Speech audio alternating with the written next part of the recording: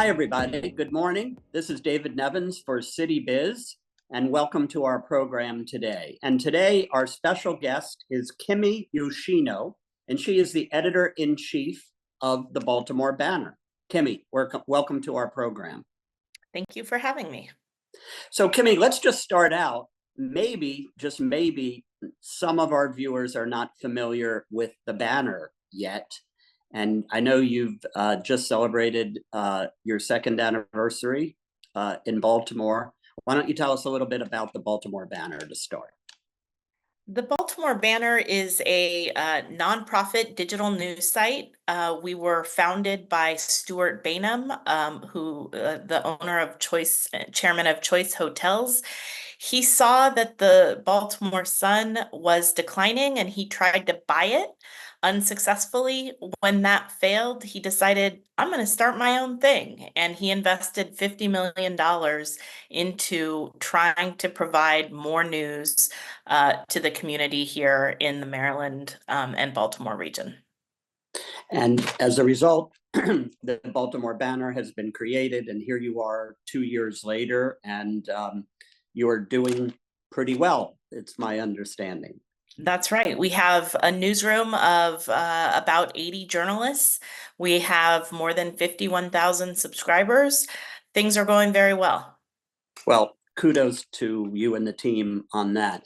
But today we want to talk a little bit about a very special event upcoming, I believe on October 1st. You can correct me if I'm wrong, but I'm pretty sure that's the date. And it's a thought leadership conference that you and your colleagues at the Banner put together called Impact Maryland. So talk a little bit about that and what you're trying to accomplish with it and what people can expect if they choose to attend. We're really excited. This is the second year we have done this conference. It is a day-long conference where we are trying to bring in some of the smartest people around the state and beyond to talk about some of the key issues facing us today and how we can help move the city and the state forward. So I know you've put together, as you noted, many of the smartest people, and I guess I would add most important perhaps and most influential. Not that they're not smart also, but in terms of what is going on in Baltimore and what's happening in Maryland. And I know you have the governor coming, for example, and the first lady as well. And also, I think a lot of people haven't yet heard from David Rubenstein, the new owner of the Baltimore Orioles, who is he was always, I always find it interesting that, you know, now in Baltimore that he owns the Orioles, everybody knows of him, but he's had quite the career and is quite both smart and influential and prominent on his own. So tell us a little bit about some of your speakers, including David. Yeah, I'm excited because I have the privilege of interviewing David Rubenstein on stage. So I am prepping for that interview, eager to hear from some of my colleagues what they want to know from him, but we'll be talking about the Orioles, we'll be talking about the development in the city and other thoughts from him, on his sort of triumphant return to Baltimore. He is investing heavily in the city, just made a big donation. Also, so we will be talking at length about his plans. In addition, we have put together a really exciting lineup for him. He is and has written books on leadership, and he will be interviewing a panel of guests too about their thoughts on leadership. That includes Ron Daniels, the president of Johns Hopkins, and several other folks. And we have other big issues that we'll be tackling throughout the day. We'll be talking about the aftermath of the Key Bridge. We will be talking to County Executive Angela Alsobrooks in her bid for the U.S. Senate seat.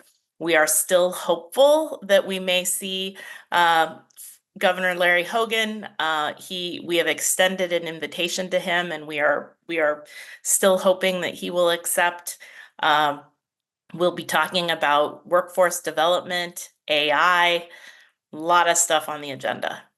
Yeah, it's very exciting. As you know, I attended last year, and I think the keynote speaker then was U.S. Secretary of Transportation Pete Buttigieg, and I'm going to attend this year, and I can't wait to. I haven't actually met David Rubenstein yet, but I was originally a Washingtonian, and I know he was born and bred in Baltimore and has now returned as the Orioles owner. But a lot of Baltimoreans don't realize he's done so many other amazing things in the philanthropic world. He chaired the board of the Kennedy Center, and I think he almost single-handedly funded the renovation of the Washington Monument, and the like. So it's really wonderful that he's now sort of quote unquote become a Baltimorean.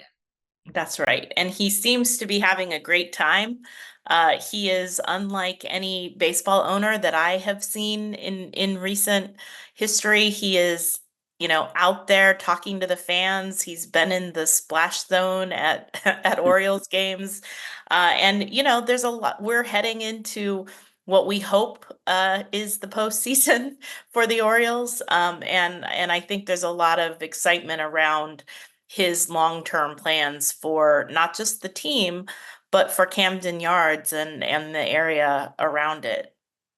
And I heard you say also you're going to be discussing a number of issues around transportation in Maryland. And I know you have not this year U.S. Secretary Buttigieg, but you have Maryland Secretary Wiedefeld, and That's between right. him and the governor, presumably we'll get maybe a little bit of the inside scoop on what's to come, and how the bridge rebuilding is going, and what the future is of the new subway system, which I guess is not a subway; it's going to be above ground. So Yeah. all very exciting stuff. Absolutely. I mean, nobody could have predicted that we would have had the year that we've had with the collapse of the Key Bridge. It has had some far-reaching implications, and we will talk about the economy. We will talk about the rebuild. There's no shortage of things to talk about. And you're right. I should note that there were fireworks last year at Impact Maryland because Secretary Buttigieg was in attendance, and we had some grabbed some headlines with some protesters. We are hoping that it's calm this year, but no less headline grabbing. Well, I hope you're right in that regard. So let me ask you this, Kimmy, because you've spoken about who a number of the speakers are, but who attends this? Who is supposed to attend? Anyone who is interested and invested in the future of our city and state.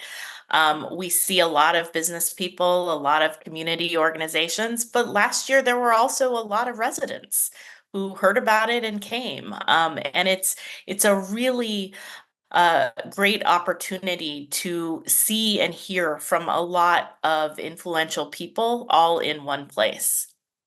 Yeah, and I know from again having attended last year, and I know a little bit about how it's being marketed this year. I know it's kind of a must. It's let's just say almost or kind of a must attend event for area.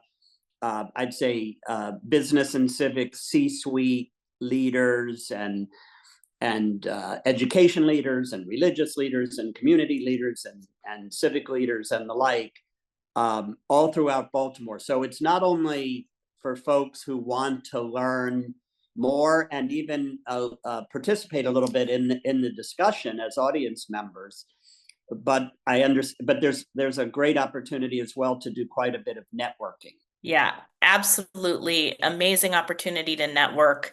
There will be time during lunch. There is a VIP reception, and it will be the place where, the movers and shakers in this region are on that day for sure. And besides the obvious topics, I know we're going to get a little bit into the opioid epidemic, which the banner has obviously extensively covered. And I think a lot of people also might be interested in, I think you have a panel or two on the future of AI and how that will affect Baltimore and Maryland as well. That's right. I mean, we are excited to share more behind the scenes about our journalism and our partnership with the New York Times. That very important conversation on Baltimore's overdose crisis will be moderated by Dean Baquet. He is the former editor, top editor of the New York Times, who has been deeply involved in this project with us. And again, it is a wide-ranging number of topics that we'll be talking about, as you note, AI, the mental health of our children, healthcare workforce shortages, economic development. One of the panels that I think will also be really interesting is talking about JP Morgan Chase's investment in Baltimore. They invested heavily in Detroit and helped turn some of those cities' housing issues around, and they have now come to Baltimore. So we will be talking to them at length about their investment here and why Baltimore is on their radar.